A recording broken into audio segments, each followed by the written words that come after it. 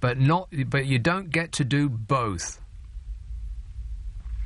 Angela Rippon was the first female newsreader, and she's calling for a female host to be part of the new Top Gear team.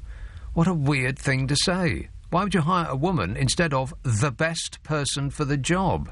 If it is a woman, by coincidence, great. But not Angela Rippon, not the best person for the job, and not Sue Perkins, and not, by extension, Lorraine Kelly. She said, there's lots of brilliant motoring journalists, broadcasters and professional drivers, men and women, who could all give it a new look. And if the producers want to give it a new feel, that's the way they'll go. But I do think there should be a woman who would be part of the team.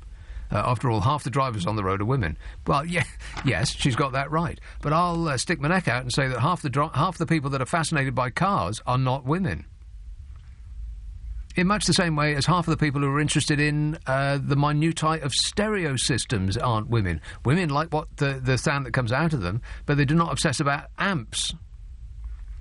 And they don't want to go to a shop and buy the ugliest stereo that has ever been invented, whereas men salivate over such stuff. Most of the women that I have ever met want to put the stereo in a cupboard. They don't want to see it. Men, on the other hand, want to buy a stereo that's encased in concrete and looks like it was made by aliens, and they want to put it on a table and look at it. Women do not want to do that. Same with cars. They do not obsess about how fast it goes from 0 to 60, and they don't care about any of that stuff. They just want to know whether it's going to be safe and get them from A to B, by and large. I'm exaggerating to make a point.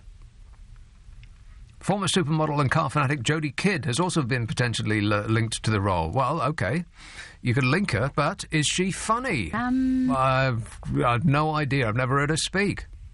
That is the essence of being a supermodel. Don't speak. I mean, has anybody ever heard Kate Moss speak? Have you ever heard her say anything?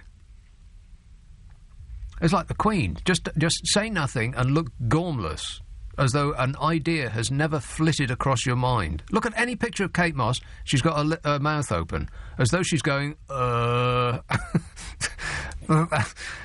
She always looks like that. As though she'd never thought anything. That is the essence of being a model, and walking in that bizarre, clumpy way. But that's the inverse of being on television, a programme like this, which is all about personality. You know what? If you sat down and around a table with a group of television executives and tried to come up with a person who would front a television programme that was going to be an international sensation, the last person in the world that they would put forward is Jeremy Clarkson.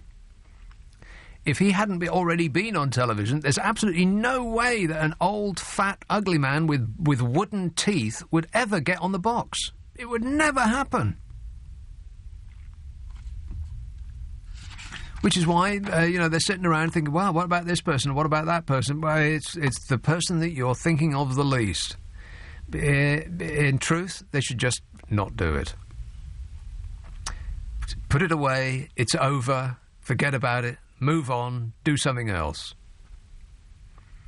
Yeah, and I wrote a piece about this on our website, lbc.co.uk. If those three guys, Jeremy and the other two, I want to say Brian May, but he's the Queen bloke. What are they called again? Yeah, Jeremy and the other two. If they are not the richest people in the history of British television within a year, then they will need to have a strong word with their agent. Because they will, if they don't do what I said, I mentioned in